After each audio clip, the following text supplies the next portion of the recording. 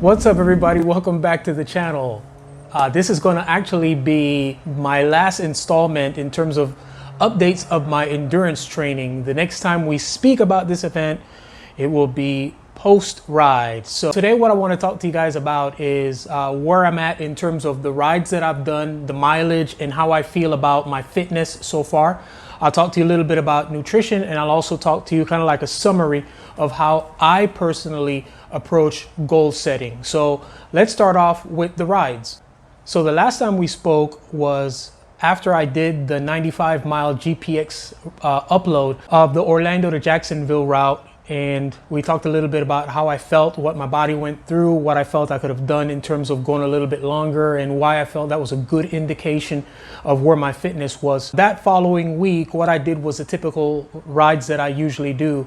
I did my 20-mile recovery ride, followed by a 40-mile tempo ride, kind of like between zone 2, but also dipping into zone 3 a little bit. And then over the weekend, my goal was to tackle a 120-mile ride. I ended up actually doing 115 miles, but I did it a little bit different.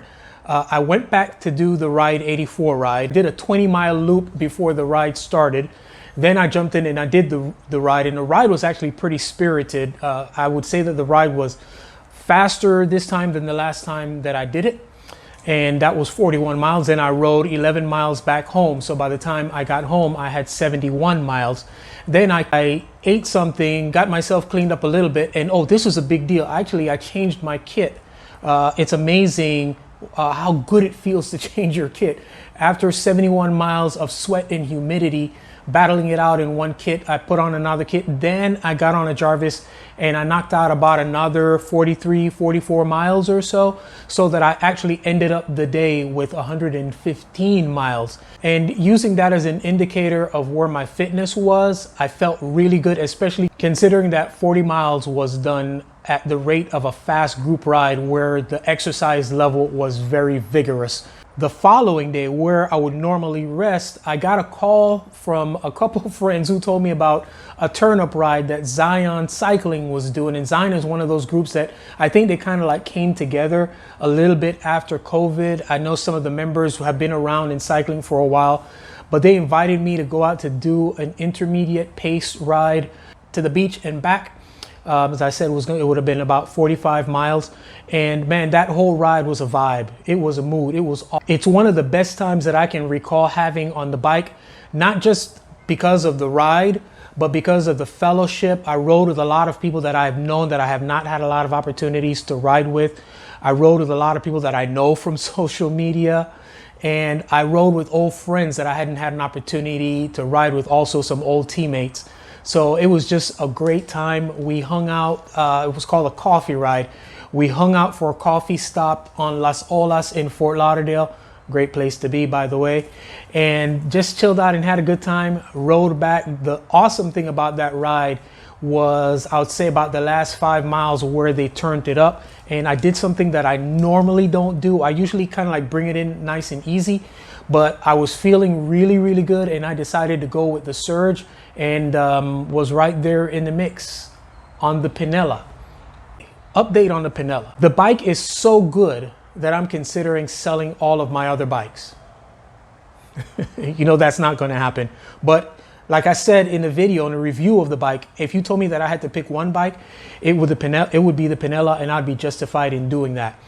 The only bike that I have in my stable that feels racier at times than the Pinella with the right tire combination on it is the Colnago Prestige, the bike that was designed in a collaboration between Colnago and Walt Van Aert. So anyway, man, that was an incredible ride. I enjoyed myself completely. Then Monday, which would have been recovery, I didn't ride. Tuesday, I went out, did again the typical recovery ride. Then I didn't ride the rest of the week, mostly kind of like just feeling out my legs and resting. And then Friday, I went out and I did a 38-mile ride tempo in my area, and I actually pushed on that ride. Then today I was supposed to do a 71-mile ride, but I didn't. I decided to go out on a date with my wife because, like I said, I don't feel like I need the activity. We're 1 week away from the big event. So between now and Saturday, I plan to do maybe a couple rides during the week. So that's it as far as rides and ride type stuff is concerned. Nutrition. A friend of mine turned me on to something called collagen protein, and then I did a little bit of research on it online, and I found one by a company called Amino Rip. And let me tell you, that thing is awesome. What it does for me in terms of feel, you know that feel that you get when you're riding and your legs feel tired, they feel sore, you feel like you really can't put out any more power. What that does for me is I still feel sore, I still feel tired, I still feel like I can't put out any power, but I actually can. It's a great supplement. What it does in terms of, I don't know the science behind it. Let's just say it makes Lou feel good, okay? And it makes me feel like I can continue to perform at a relatively high level without feeling like my legs are gonna fall apart under me, or let alone feeling like I'm gonna cramp. There were a couple times on the ride that I mentioned on Sunday with Zion where I did some efforts getting up out of the saddle, and that's usually not something that I do, where after having all those miles and all that fatigue in my legs, I was still able to push the bike and perform. So that's one of the things that I'm doing a little bit different in terms of my nutrition. The other thing that I'm doing is I'm going back, and I mentioned this, going back to BCAA, and the way how I'm using BCAA is before my ride, I have a water bottle and I just hydrate myself with BCAA, and then I get on my ride. I've got the SIS electrolyte tab in water bottle number 1, and I've got the collagen protein in my second bottle. The other things that I mentioned last week in terms of nutrition are things that I'm going to continue to do, but those are things that I've done that, again, are working very good for me. Goal setting. One of the things, ooh, we've got mail. Is it for me or is it for Sherman? I'm being nosy. The mail dude is here. Doesn't look like he has anything for me. That's disappointing. In any event, one of the things that I have learned, problem solve, how to goal set, how to go after objectives and be able to complete them successfully. And I learned that there's 3 phases towards any goal or any dream that you're trying to accomplish. The first one is, number 1, having a goal or the objective defined that you're trying to accomplish. Number 2 is having a plan of execution to be able to bring the goal to fruition. And number 3, developing the skills or the ability to work the plan that'll bring the goal to fruition. So I approach everything that way. So the goal is to ride 155 miles from Orlando to Jacksonville. That's the goal. The plan was put together by Cedric. He put together the route, logistics, the SAG support, the pace that we're going to ride. All of that stuff in terms of the plan of execution was put together by Cedric and his team, something that I really don't need to worry about. Most of my heavy lifting comes with the skills to be able to work the plan or to be able to execute the plan, and that has to do with, number 1, my endurance and my fitness. Number 2, my nutrition. As I mentioned to you guys, I feel like if I have an Achilles heel in this type of event, it's my eating on the bike.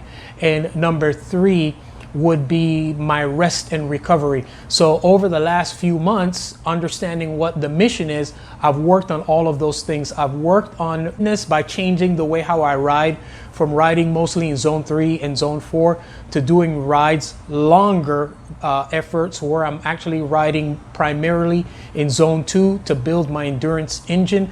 I've experimented with my nutrition to find different things that'll help to fuel me the right way. And then the last thing is my rest and recovery. One of the things that I started doing is I started going to bed at 8:30, 9 o'clock so that I can wake up at 4 o'clock, because I want to get my body on that type of clock so that when I get up to Orlando next week, it's not going to be a shock to my system. So that's what's been going on. That's how I'm handling it. So let's go. Let's get this thing done. As always, our aim here is to inform, instruct, inspire. Thank you so much for tuning in and continuing to support the channel. Be blessed.